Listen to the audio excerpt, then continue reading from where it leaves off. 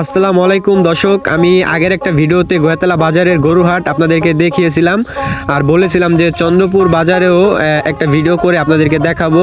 তো ফাইনালি আমি গরু বাজারে চলে আসলাম, আপনারা দেখতে থাকুন। দর্শক, আমি মূলত ভিডিওটা করছি আমার আগের একটা ভিডিওতে সকলেই কমেন্ট করছে যে চন্দ্রপুর বাজারের গরুহাট দেখতে চায়। তো আমার কষ্ট হচ্ছে, অনেক কষ্ট হইতেছে ভিডিওটা করতে, তারপর আমি ভিডিও করতেছি কারণ আপনারা দেখতে চাইছেন এই কারণে।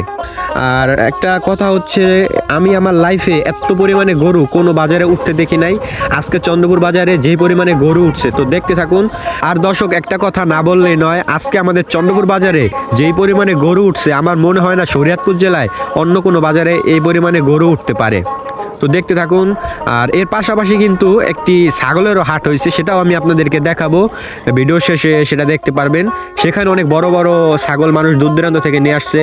আর গরুর বাজারে এত পরিমাণে মানুষ, কি বলবো আপনাদেরকে। আর এই ভিডিওটা আমি মূলত বানাইছি যারা মনে করেন যে দেশের বাইরে থাকেন বা এমন জায়গায় আছেন ওই জায়গা থেকে আপনি বাজারে এসে গরু দেখতে পারবেন না, আমি তাদের জন্য ভিডিওটা বানাইছি। হ্যাঁ, তো আপনারা দেখতে থাকুন।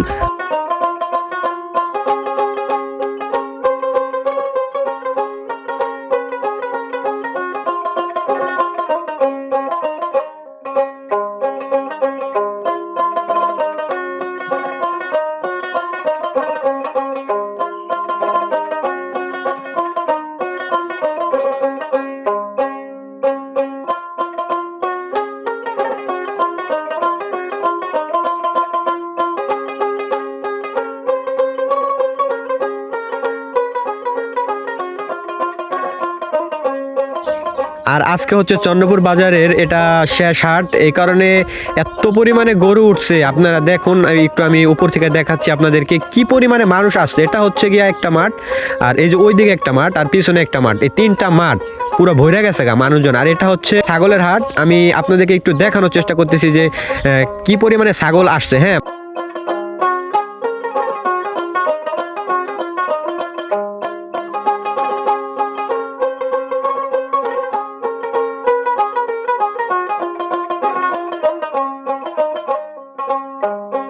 তো দর্শক, আজকে এই ছিল আমার ভিডিও। আমি যতটুকু পারছি আমি আপনাদেরকে দেখানোর চেষ্টা করছি, জানি না কার কাছে কেমন লাগছে। অনেক কষ্ট করে ভিডিওটা করছি। হ্যাঁ, আপনাদের কাছে আবারও একটা রিকোয়েস্ট, ভিডিওটা যত পারেন শেয়ার করে দিবেন। আর সকলের এই ঈদ ভালো কাটুক, এটা দোয়া করি। সবাই আমার জন্য দোয়া করবেন, আমি যেন এর থেকে আরও ভালো ভালো ভিডিও আমি আপনাদেরকে উপহার দিতে পারি। সকলে আমার জন্য দোয়া করবেন, সকলে ভালো থাকবেন। আসসালামু আলাইকুম।